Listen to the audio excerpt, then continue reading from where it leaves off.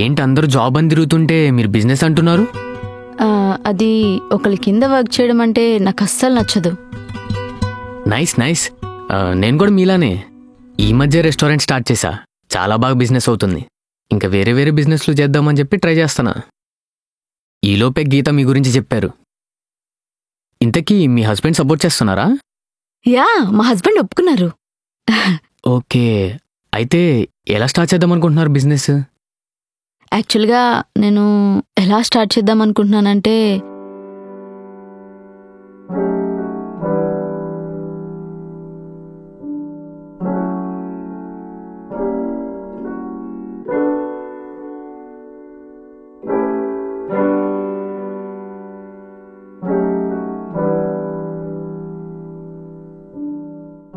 So ఇట్లా ఉంటుందన్నమాట.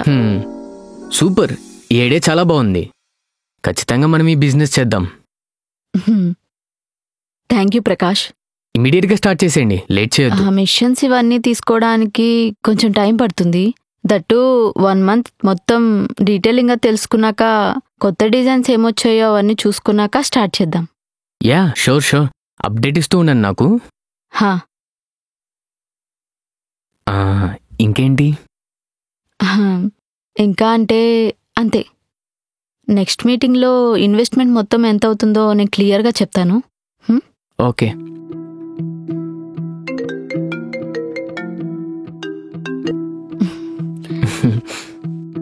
Okay మరి, nice to meet you. Next time కలుద్దాం.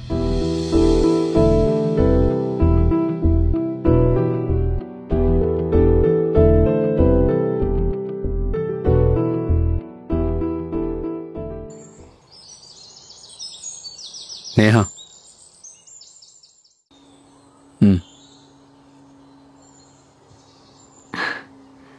Thank you.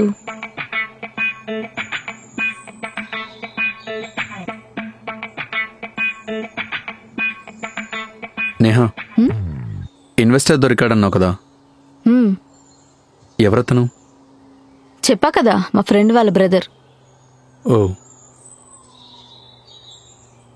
ఏ ఏం లేదు, నార్మల్గా అడిగాను. అన్నట్టు ఇన్వెస్ట్మెంట్ ఎంత అవుతుంది? ఆ రోజు నైటే క్యాల్కులేట్ చేశాను, మొత్తం 15 lakhs అవుతుంది. ఓ, మరి చెప్పావా తనకి అంత అవుతుందని? లేదు, ఈరోజు మీటింగ్ ఉంది, అన్నీ క్లియర్గా మాట్లాడతాను. అవసరమా ఆ ఇన్వెస్టర్స్తో? ఆ 15 lakhs నేను ఇస్తాను కదా. ఏం అవసరం లేదు. ఏదైనా లాస్ వస్తే మీ అమ్మ వాళ్ళనే మాటలు నేను పడలేను. మరి అతనికి లాస్ వస్తే అతను నిన్నేమండా? లాస్ ఏం రాదు, నా మీద నాకు నమ్మకం ఉంది. అదేంటి మరి, నేను ఇన్వెస్ట్ చేస్తే లాస్ వస్తుందని ఎందుకు అనుకుంటున్నావు? ఇప్పుడు నాకు వర్క్ తెలుసు, తనకి మార్కెటింగ్ తెలుసు. లాస్ వచ్చే ఛాన్సే లేదు. అదే నువ్వైతే డబ్బులిచ్చి బిజినెస్ చేసుకోమంటావు. నేను డిజైన్స్ అయితే వేయగలను కానీ మార్కెటింగ్ ఇదంతా చూసుకోలేను కదా. అదే ఆల్రెడీ బిజినెస్లో ఉన్న వాళ్ళైతే ఏ ప్రాబ్లం ఉండదు. సరే, నాకు లాస్ అయినా పర్లేదు. నీకు పర్లేదేమో, కానీ నాకు మర్యాద కావాలి. ఆ తర్వాత వచ్చే కాన్సిక్వెన్సెస్ నా వల్ల కాదు. నిజం, నేనేం మా అమ్మకు చెప్పను. అయినా నాకు ఒకటి అర్థం కావట్లేదు. మనం ఒక బిజినెస్ పెడుతున్నాం, ఇన్వెస్టర్ దొరికారు, ఏ రిస్క్ ఉండదంటే నీకు వచ్చిన ప్రాబ్లం ఏంటి? అంటే ప్రాబ్లం అంటే కొత్త వాళ్ళతో ప్రాబ్లం ఎందుకని ఫ్యూచర్లో? ఏం ప్రాబ్లమ్స్ వస్తాయి? వర్క్లో నీకు ఫ్రీడమ్ ఉండకపోవచ్చు, ఇది చేయకు అది చేయకు అంటే కొన్ని రిస్ట్రిక్షన్స్ ఉంటాయేమో అని. అన్నీ క్లియర్గా అగ్రిమెంట్లో రాసుకుంటా, ఏ రిస్క్ ఉండదు. నువ్వు పిచ్చి పిచ్చిగా ఆలోచించుకో. ఎంతో చెప్పిన అర్థం చేసుకోదు.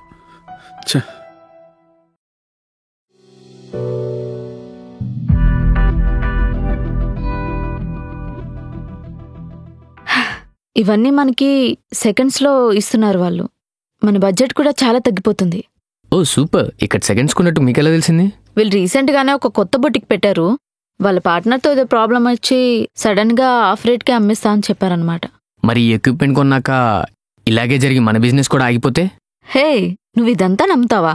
అయినా వస్తువులు ఏముంటుంది, అలా ఏం జరగదులే. ఏమో, ఒకసారి మా సిద్ధాంత్ గారిని అడిగి చెప్తా. నాకు ఇలాంటివి కొంచెం నమ్మకాలు ఎక్కువ. నాకైతే ఇలాంటి వాటి మీద అస్సలు నమ్మకం లేదు. నమ్మాలి, వాటి వల్లే నేను చేసిన బిజినెస్లన్నీ సక్సెస్ అయ్యాయి. ఓకే వెళ్దామా? హ్మ్.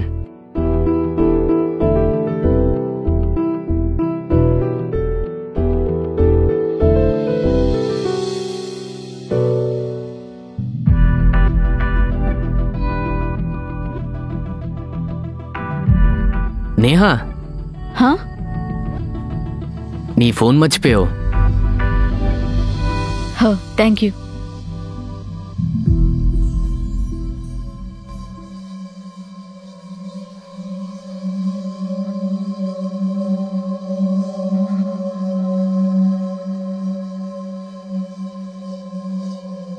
సరే బాయ్.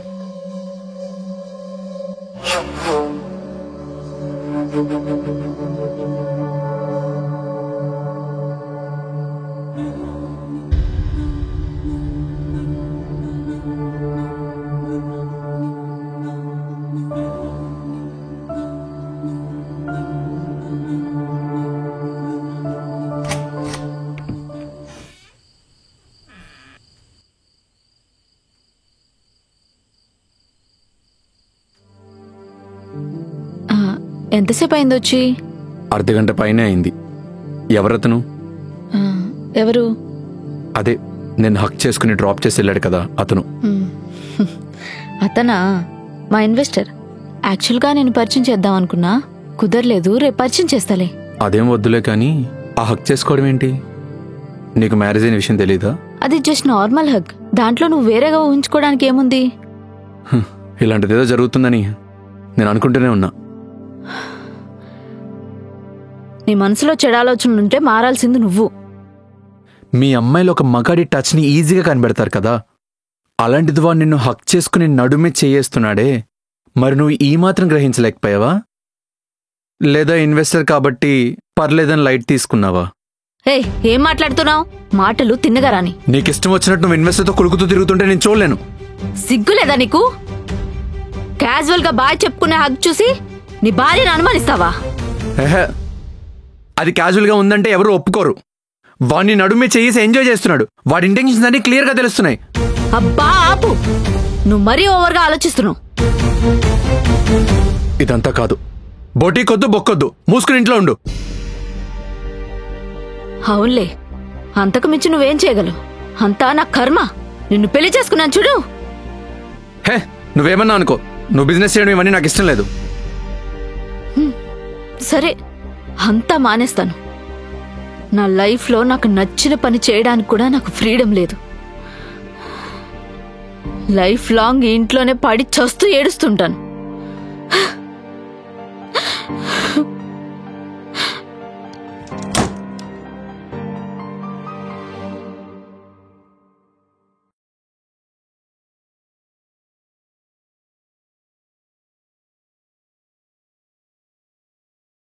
నేహా, ఒకసారి ఇలా మాట్లాడాలి.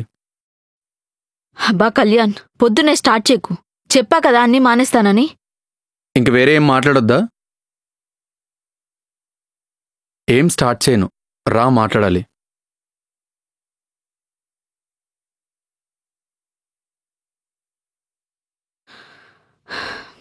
చెప్పు. చూడు నేహా, ఒక హగ్ని చూసి చీప్గా ఆలోచించేవాడిని కాదు. నాకు నిజంగానే అనిపిస్తుంది వాడు బ్యాడ్ ఇంటెన్షన్తో ఉన్నాడని. ఆ టచ్, ఆ ఫేక్ స్మైల్ తెలిసిపోతుంది కదా. కళ్యాణ్, ఇంక వదిలేసే. నేను మానేస్తున్నాను కదా. నేను మనీ ఇస్తా, నువ్వు బొటిక్ పెట్టుకో. ప్రామిస్గా నేను మనీ ఇచ్చినట్టు ఎవరికి చెప్పను. కళ్యాణ్, ఇక్కడ మనీ మ్యాటర్ కాదు. నాకు ఈ ఫీల్డ్లో ఎక్స్పీరియన్స్ లేదు. ఈ మార్కెటింగ్ ఇదంతా నా వల్ల కాదు. పైగా ఇక్కడ అన్నీ నేను ఒక్కదాన్నే చేసుకోవాలి. ఇదంతా వర్కౌట్ అవ్వదు కళ్యాణ్, వదిలేసే. ఇలా అంటే ఏం చెప్పాలి? ప్లీజ్ కళ్యాణ్, ఈ టాపిక్ వదిలేసే. నాకు అస్సలు ఇంట్రెస్ట్ లేదు. అనుమానం ఒకసారి వచ్చిన తర్వాత అది పోదు. ఇంకా పెద్ద పెద్ద గొడవలు అవుతాయి. ఇద్దరికి మనశ్శాంతి ఉండదు. అలా కాదు నేహా. అబ్బా, ఈ టాపిక్ వదిలేసే కళ్యాణ్. నేనేం ఫీల్ అవ్వట్లేదు. నిజంగా ఫీల్ అవ్వట్లేదు కదా? నిజంగా చెప్తున్నా, నేనేం ఫీల్ అవ్వట్లేదు. థ్యాంక్ యూ నేహా, అర్థం చేసుకున్నందుకు.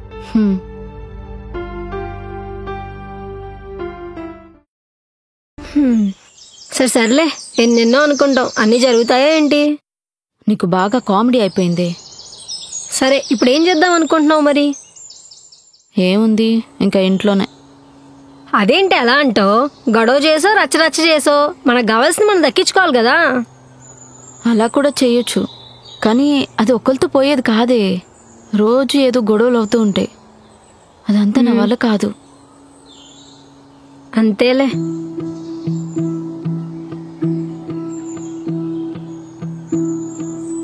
ఇవన్నీ చాలా లైటే, ఎక్కువ ఆలోచించుకో. వస్తూ ఉంటాయి, పోతూ ఉంటాయి. ఏంటోనే, నా జీవితం ఏంటో నాకే అర్థం కావట్లేదు. ఏ పిచ్చ లైటే. నాకు అతనితో కలిసి ఉండటం ఇష్టం లేదే. నాకు డివోర్స్ కావాలి. హే, మరి చిన్న చిన్న వాటికి డివోర్స్ ఏంటే? నీకే ఎవరు అనిపించట్లా? నాకు అసలు వాడు అంటేనే ఇష్టం లేదే. ఆ విషయం నేను పెళ్లి చూపుల్లో కూడా చెప్పాను, కానీ మా అమ్మ అక్కే నాకేవేవో చెప్పి నన్ను కన్విన్స్ చేసి పెళ్లి చేశారు. అసలు నాకేం అర్థం కావట్లేదు. అతనితో నీ ప్రాబ్లం ఏంటో చెప్పు.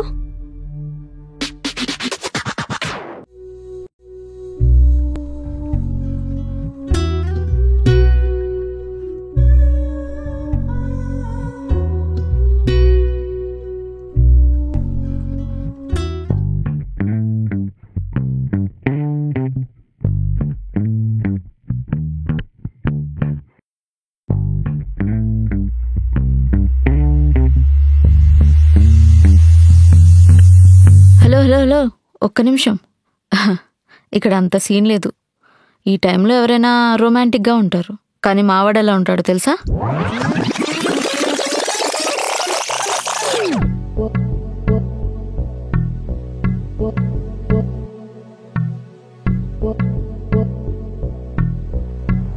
బా, ఈ సాంగ్ ఇప్పుడు అవసరమా? సినిమా మంచి ఇంట్రెస్టింగ్గా వెళ్తున్నప్పుడు స్కిప్ చేస్తా. కనీసం ఒక అమ్మాయికి ఫీలింగ్స్ వస్తున్నాయన్న విషయం కూడా తెలుసుకునేంత ముద్ద పప్పేవాడు.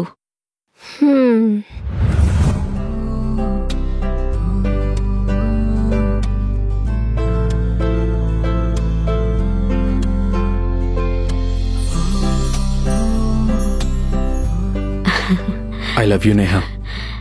I love you too. మరీ అంత సినిమాటిక్గా కూడా అవసరం లేదే.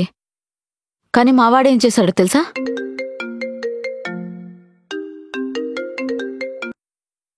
హలో, ఏంటి ఎప్పుడు లేని ఆఫీస్ టైంలో కాల్ చేసావు? టీవీ దగ్గర టీపాయిలో డైమండ్ రింగ్ పెట్టా, తీసుకోవా? నిన్న తెచ్చా, ఇవ్వడం మర్చిపోయా. Happy birthday. నువ్వే ఈవినింగ్ వచ్చాక ఇవ్వచ్చు కదా. ఎప్పుడు ఇస్తే ఏముంది, 3 lakhs దాని కాస్ట్. చూస్తే నీకే నచ్చుతుంది.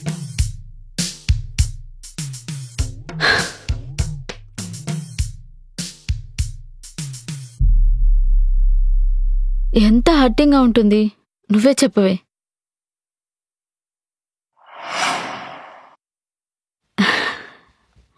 కళ్యాణ్, బిర్యానీ ఎలా ఉంది? కొంచెం మసాలా ఎక్కువైంది నేహా. ఫస్ట్ టైం ట్రై చేసా. 1 వీక్ నుంచి రెసిపీస్ అన్ని చూస్తూ నేర్చుకున్నా. ఈసారి చూసి బాగా చేయి, నువ్వు బాగా చేయగలవు. సరే, వంట బాగాలేదని ఇలా కూడా చెప్పొచ్చు, కానీ మావాడు ఎలా చెప్పాడో తెలుసా? కళ్యాణ్, బిర్యానీ ఎలా ఉందో చెప్పలేదు. అస్సలు బాలేదు. టేస్టీగా కుక్ చేయడం అనేది ఒక ఆర్ట్. ఏది ఎప్పుడు వెయ్యాలో, ఏ మసాలా వేస్తే ఏ టేస్ట్ వస్తుందో ఇవన్నీ తెలుసుండాలి. అంతేగాని ఊరికి వీడియోలు చూసి ఏదో చేసేస్తే అవ్వదు. అదేంటి కళ్యాణ్, ఫస్ట్ టైం నీకు ఇష్టమనే కదా అన్నీ తెలుసుకుని చేశాను. ఇలా మాట్లాడుతున్నావేంటి? చేసావు సరే, ఏం లాభం ఉంది నువ్వే చెప్పు. ఉట్టి మసాలాలు ఎక్కువ ఉన్నాయి, ఊరికే టైం వేస్ట్, అన్ని వేస్ట్.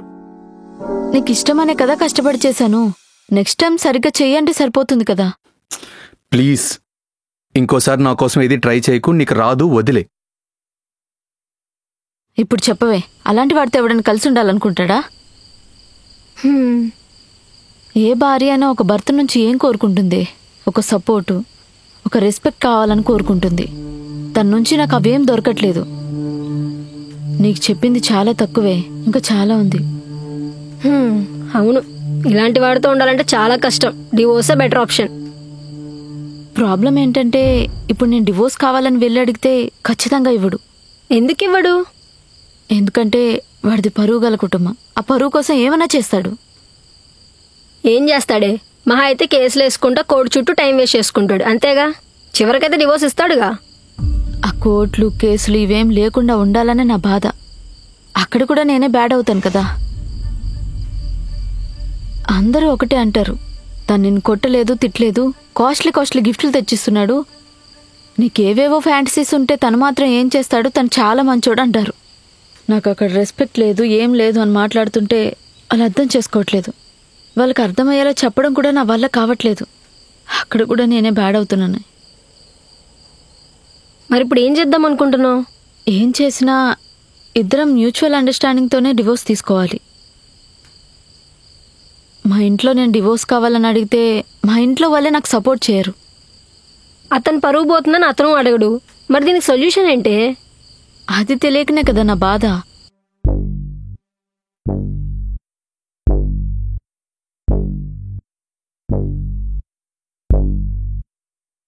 నువ్వు సైకాలజీ స్టూడెంట్ కదే, నువ్వే ఏదో ఒక ఐడియా ఇవ్వచ్చు కదా. ఐడియా అంటే దీనికి ఒకటే సొల్యూషన్.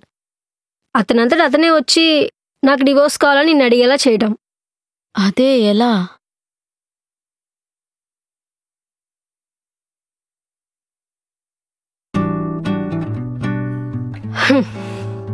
అదంతా నాకు వదిలేవే.